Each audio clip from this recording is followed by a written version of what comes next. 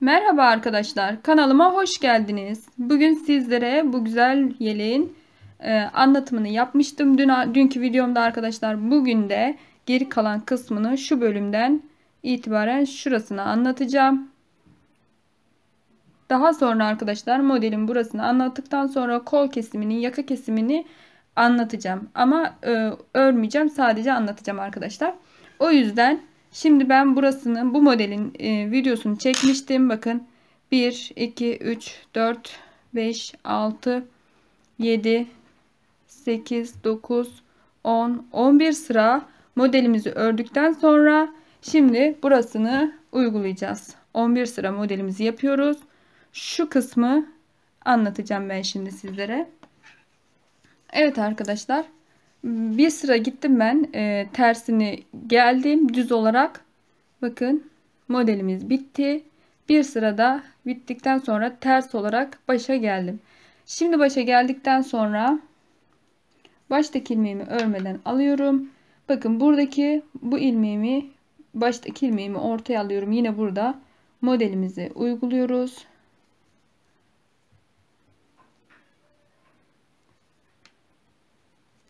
Bir sıra arkadaşlar, bakın burayı bir sıra düz olarak örelim. Tekrar ikinci sıramızda modelimizi koyalım.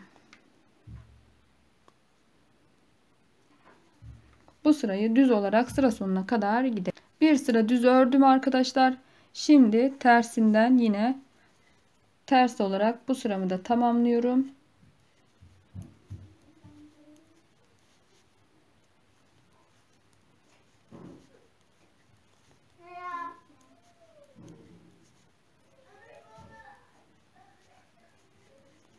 Bu sıramızı da ters olarak örüyoruz. Yani bir düz başa kadar gidiyoruz. Tekrar geri geliyoruz.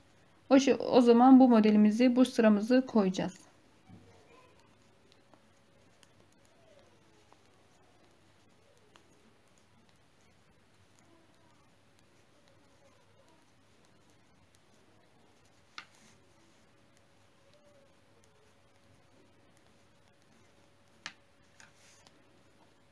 Bakın, şimdi düz olarak ördüm. Bakın arkadaşlar. Şimdi burada açmıştık. Bakın, kapatacağız modelimizi. Baştaki ilmeğimi örmeden alıyorum. Bu baştaki ilmeğimi ortaya getireceğim. Bakın. Düz olarak örüyorum.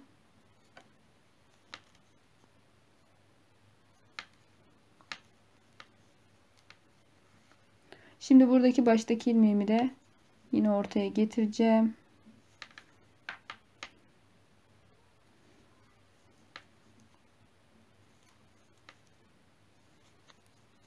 Bakın, bu şekilde arkadaşlar kapattık modelimizi.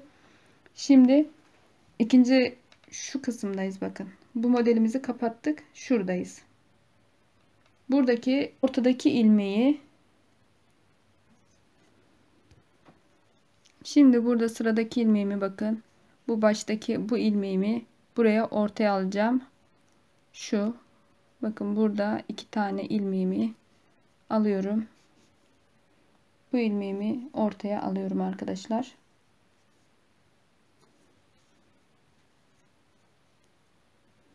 İki, üç ilmeğimi örüyorum. Bakın, şimdi burada 3 ilmeğim kaldı. Bu ilmekle 4 ilmek olacak. Bu ilmeğimi öne alacağım. Diğer 3 ilmeğimi arkaya alacağım arkadaşlar.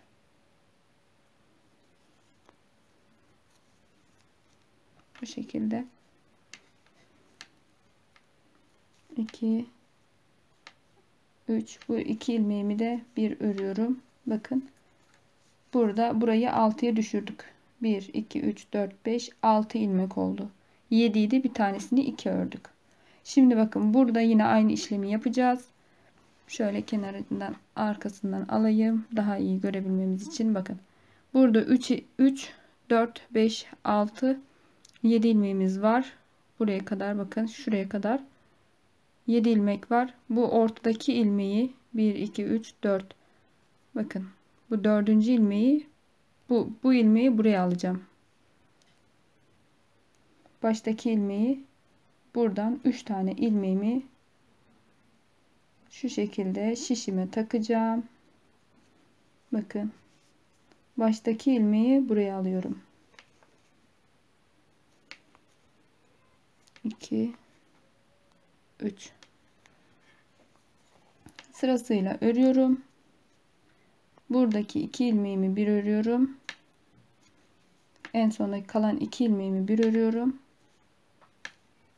Bakın.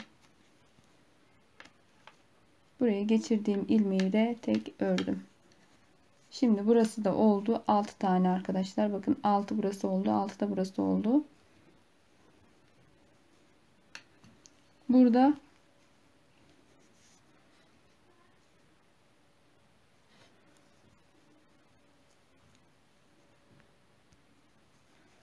bir, iki, üç. Burada üçüncü ilmeğimi yine ortaya alacağım. Şöyle öndeki ilmeğimi alayım.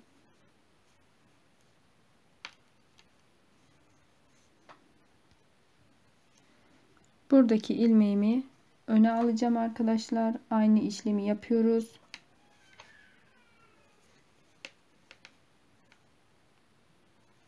Düz olarak örüyorum. 3. Bakın. Şimdi burada yine aynı zaten modelimizi yapıyorduk. Bu ilmeğimizi ortaya alacağız. Şu ilmeğimizi arkadan 2 ilmeği alıyorum ben.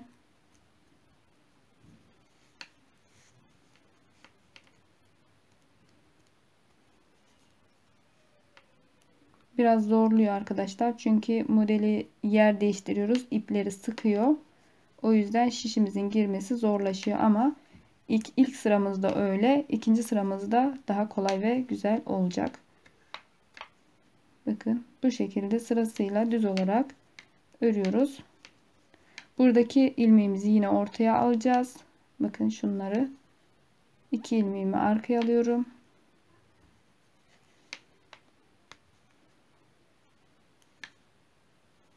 İki, 3. Son kenar ilmeğimi de örüyorum. Bakın. Birinci sıramızı bu şekilde yapıyoruz. Böyle burayı kapattık. Bakın. Burayı kapattık. Buraları açtık. Burayı da kapattık. Yine burayı da kapatmış gibi oluyor arkadaşlar. Bakın bura kapandı. Bura kapandı. Bura kapandı. Şimdi bu sıramızı ters olarak örelim.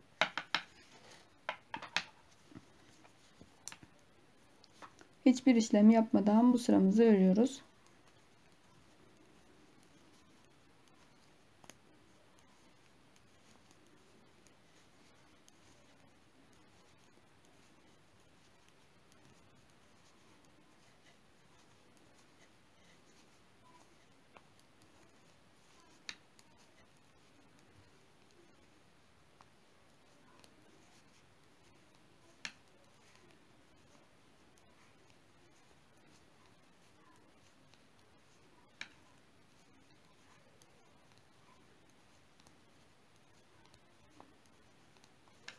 Evet arkadaşlar, bu sıramızı düz ördük. Şimdi model ön yüzündeyiz. Bakın. Şimdi tam net belli olacak modelimiz. Şimdi burayı açıyoruz. Bakın burayı kapattık. Açacağız. Baştaki ilmeğimi örmeden aldım. Bakın şu üçüncü ilmeğimi geriye başa alıyorum.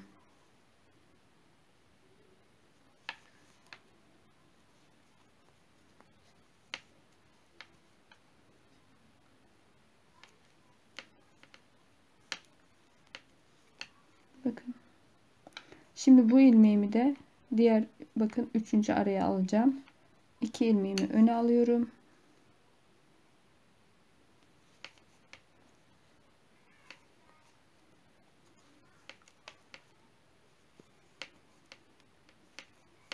Üç.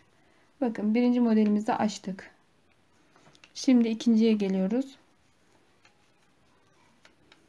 Buradaki ilmeğimizi de burada yine bakın 6 tane ilmeğimizi kullanacağız arkadaşlar.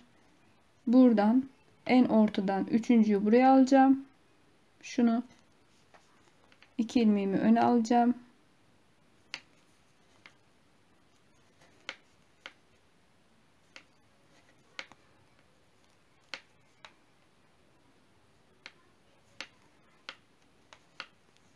Bakın.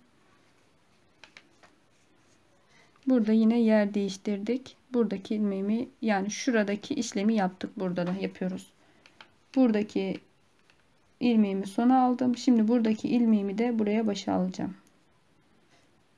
2 ilmeğimi alıyorum. Bu ilmeğimi geri yerine alıyorum.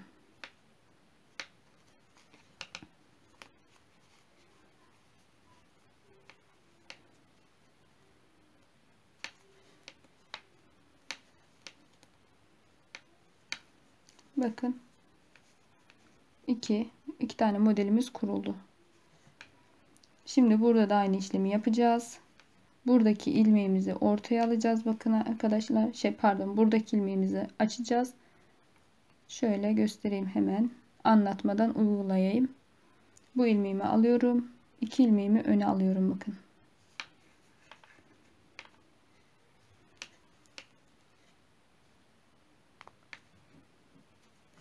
İki, 3. Buradaki ilmeğimi de buradakilerle yer değiştiriyorum. Yine aynı şekilde 2 ilmeğimi öne alıyorum. Bu ilmeğimi arkaya alıyorum.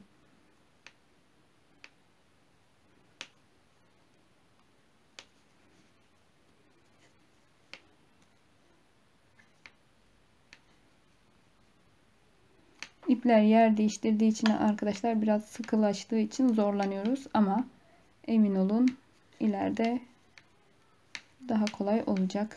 Bakın, burayı da yine aynı şekilde açtık. 6 tane ilmeğimizle bu şekilde modelimizi koyduk.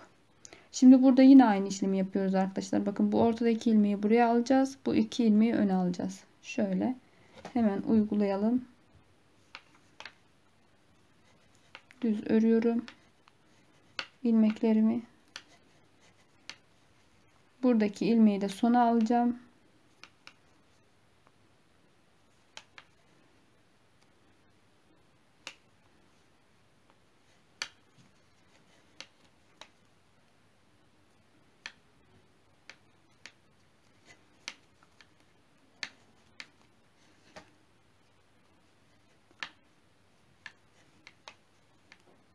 Kenar ilmeğimi de örüyorum.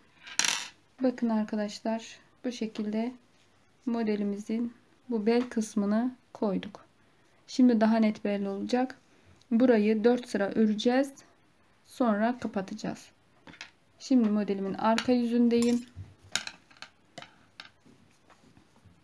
Yine kamera arkası yapmayacağım arkadaşlar. Karışıklık olmasın diye. 3, 4. Bu şekilde ters olarak sıra sonuna kadar örüyoruz.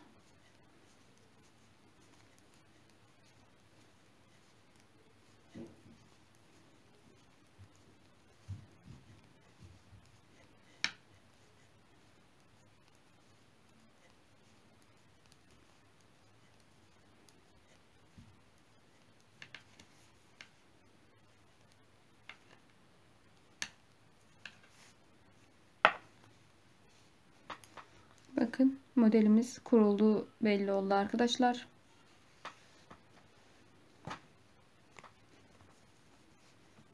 Şimdi yine bu sıramızda düz örüyoruz. Hiçbir işlem yapmıyoruz. Baştaki ilmeğimi örmeden aldım. Düz olarak sıra sonuna kadar örüyorum.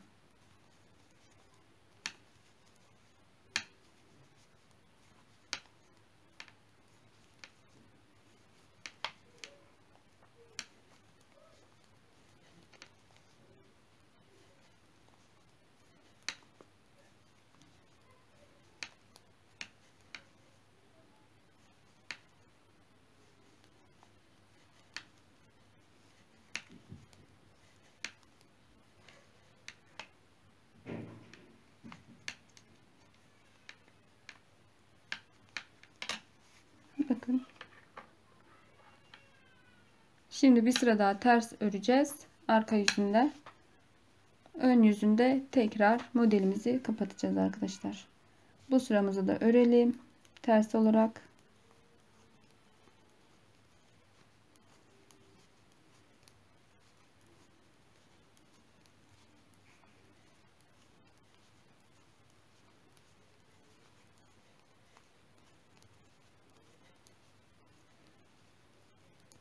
Biraz hızlı örüyorum çünkü arka yüzünde hiçbir işlem yapmıyoruz. Direkt düz ters olarak sıra sonuna kadar örüyoruz. Şimdi modelimizin ön yüzündeyiz arkadaşlar. Bakın. Şimdi burada 6 tane ilmeğimiz var bakın. Kenarda ilmeği saymıyoruz. 3, 6. 6 ilmeğimizi şimdi kapatacağız. Baştaki ilmeğimi örmeden alıyorum. Burada bu kenardaki ilmeği ortaya alacağım.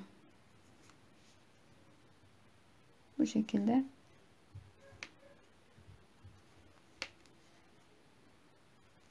İki, üç tane ördüm. Bakın. Şimdi buradaki kenardaki ilmeği de yine şu ilmeğimi de öne alacağım.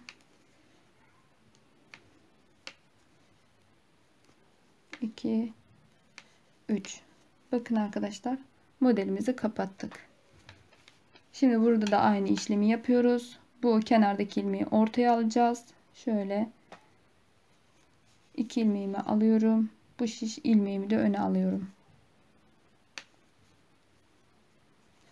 Sırasıyla örüyorum düz olarak.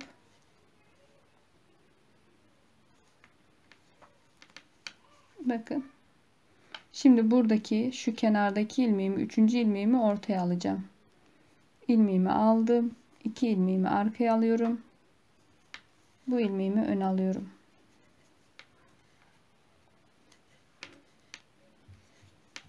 Bakın. Şimdi aynı işlemi burada da yapıyoruz arkadaşlar. Ortadaki ilmeği kenara alıyorum. Kenardaki ilmekleri ortaya. Pardon. Kenardaki ilmeği bu kenardaki ilmeği ortaya alacağız arkadaşlar. Kusura bakmayın. Şöyle şu iki ilmeğimi arkadan alıyorum. Öndeki ilmeğimi bakın ortaya alıyorum.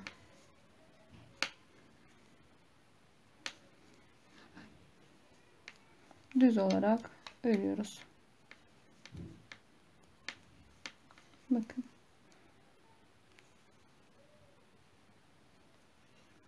Şimdi buradaki kenardaki ilmeğimi de ortaya alacağım. Bakın bu ilmeğimi alıyorum. 2 ilmeğimi arkadan şişime geçirdim. Düz olarak bunları da örüyorum. 3. Bakın arkadaşlar.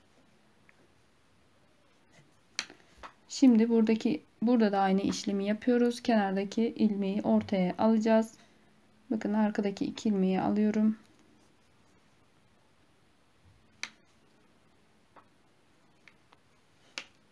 Bir, 2, 3. Bu 2 ilmeğimi de yine buradaki ilmeğimi öne alacağım. 2 ilmeğimi arkaya alacağım.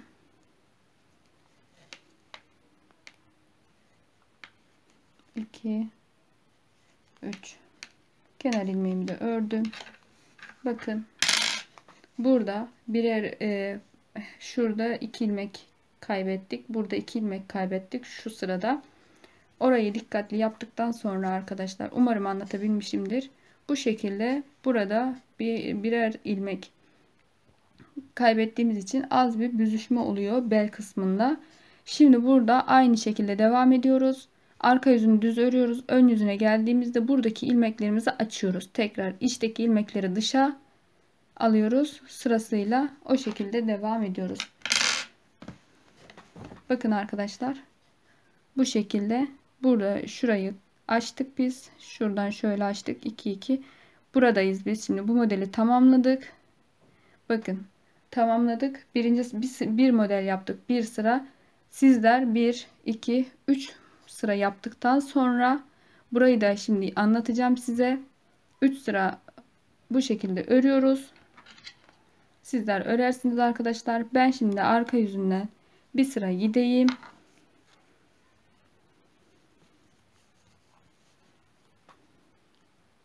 Orayı da sizlere anlatayım arkadaşlar. Sırasıyla aynı şekilde yaparsınız.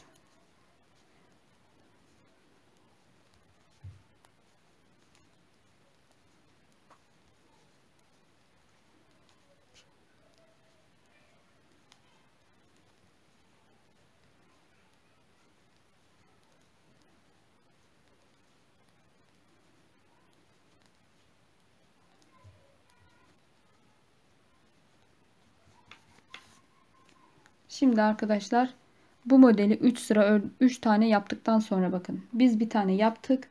1 2 3 sıra ördükten sonra yine ilmeklerimizi açacağız. Bakın şuradayız biz. Ben şimdi burayı anlatacağım size. Diyelim ki 3 sıra ördük. Baştaki ilmeğimi örmeden alıyorum. Buradaki ilmeğimi bakın kenara alacağım. İlmeklerimi açacağım.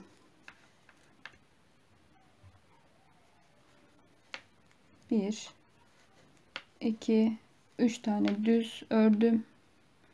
Buradaki ilmeğimi de diğer başa alacağım.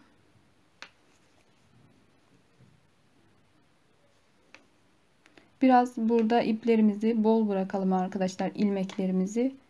Çünkü ilmekler yer değiştiği zaman kasma yapıyor.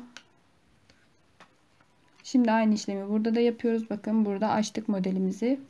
Burada da aynı işlemi yapıyoruz. Ortadaki ilmeği kenara alıyoruz.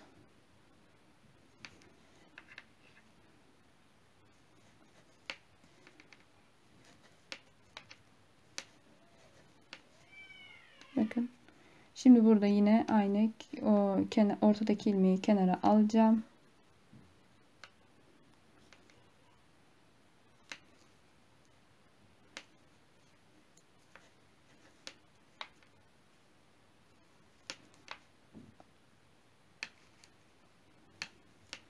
Arkadaşlar eğer biraz zorlanıyorum çünkü masada çalışmak gerçekten çok zor.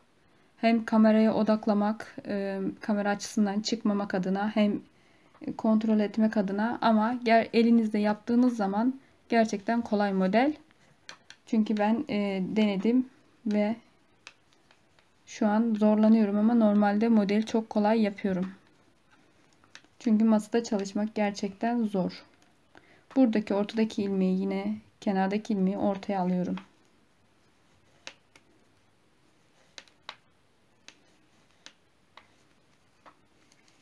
Bakın. Burayı açtım. Bakın bu modeli açtım. Burayı da açtım. Burayı da açıyorum şimdi. Aynı şekilde burayı da yer değiştireceğim. Üçüncü modelimizi de açmış olacağız. Arkadaşlar gerçekten çok emek veriyorum. Eğer emeğime karşılık beğeni atıp yorum yaparsanız, kanalıma abone olursanız çok mutlu olurum. Hepinizden Allah razı olsun diyorum. Hepinizi çok seviyorum. Buradaki ilmeğimi yine aynı şekilde başa alıyorum.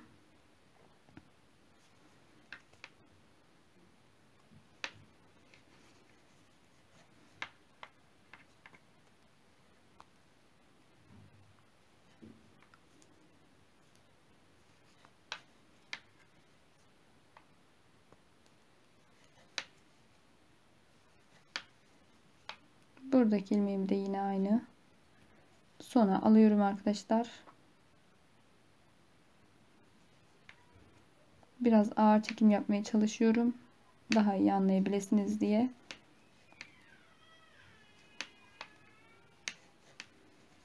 Kenar ilmeğimi de örüyorum. Bakın arkadaşlar bu şekilde zaten kendini büzdü modelimiz, bel kısmı olduğu için. Şimdi arka yüzünü bir sıra ters olarak örüyoruz. Baştaki ilmeğimi örmeden aldım. Bir sıra ters olarak sıra sonuna kadar gelelim.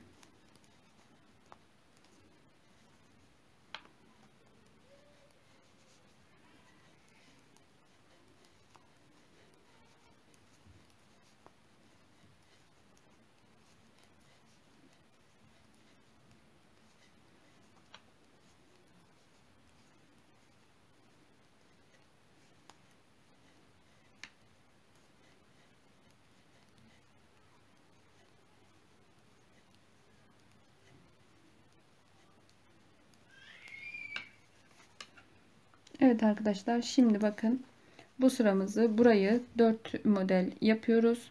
Şimdi şurayı anlatıyorum ben size. Burayı 4 sıra 3 sıra yaptığımızı farz edin. 1 2 3 model. Şimdi ben şuradayım. Şu kısmı anlatacağım size. Burada bakın.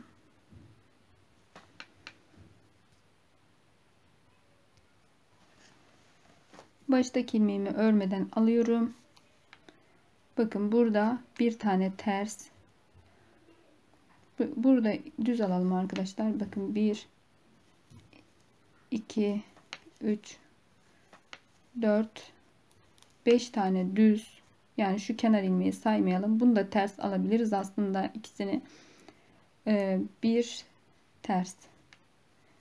Burada yine bir tane daha ters. Bakın 2 ters. 1 2 3 4 düz. 2 ters. 1 2 1 2 3 4 düz. Bakın 2 ters 4 düz, 2 ters 4 düz olarak bu sıramızı kuracağız. 4 tane düz, bakın 2 tane ters, kalan burada 1 2 3 4 tane düz. Bu kenar ilmeklerimi de düz olarak öreceğim.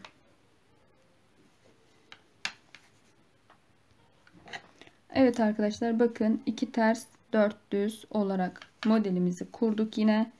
Şimdi arka yüzünde ise aynı işlemi yapıyoruz. Terslerimizi ters, düzlerimizi düz örüyoruz. Bakın buradaki düz, tersler ters.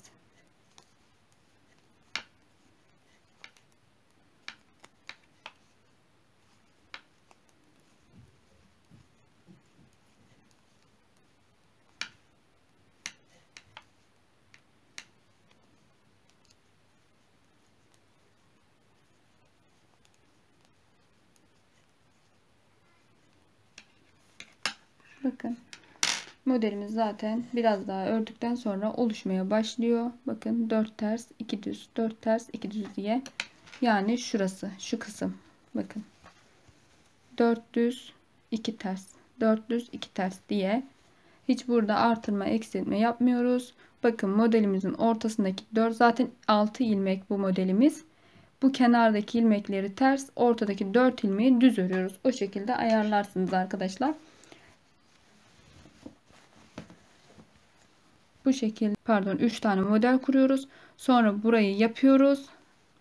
Burayı yaptıktan sonra 1 2 3 4 5, bakın 5. modelde ön ve koltuk önü kesiyoruz. Önü kesmeye başlıyoruz 5. ilmekte. Fakat koltuğa yine aynı şekilde modeli koyuyoruz. Bakın 1 2 3 4 tane koltuk için aynı şekilde modeli koyuyoruz. Burası zaten kolay arkadaşlar. Burada yaptığım işlemi aynısını yaparsınız. Yani burada zaten bakın açtık, modelimizi örüyoruz. Burada kapatıyoruz. Hiçbir işlem yapmaya gerek yok. Aynı burada. Burası açılmış. Buraya geldiğimizde burada aynı baştaki ilmekleri ortaya alıyoruz. Modelimizi kapatıyoruz. 1-2 sıra 2 tane model koltuk için yapıyoruz. Evet arkadaşlar, bunları bir sonraki videomda daha net bir şekilde anlatayım arkadaşlar sizlere. Bugünlük buranın çalışmasını ve buranın çalışmasını yapalım. Bir sonraki videomda da buranın tam anlatımını yapacağım sizlere. Evet arkadaşlar, kanalıma abone olmayı, bildirim tuşunu aktif hale getirmeyi unutmayın. Umarım videom faydalı olmuştur. Eğer faydalı olduysa gerçekten çok mutlu olurum. İnşallah anlatabilmişimdir. Bakın modelimiz çok güzel, zaten anlatmaya gerek yok.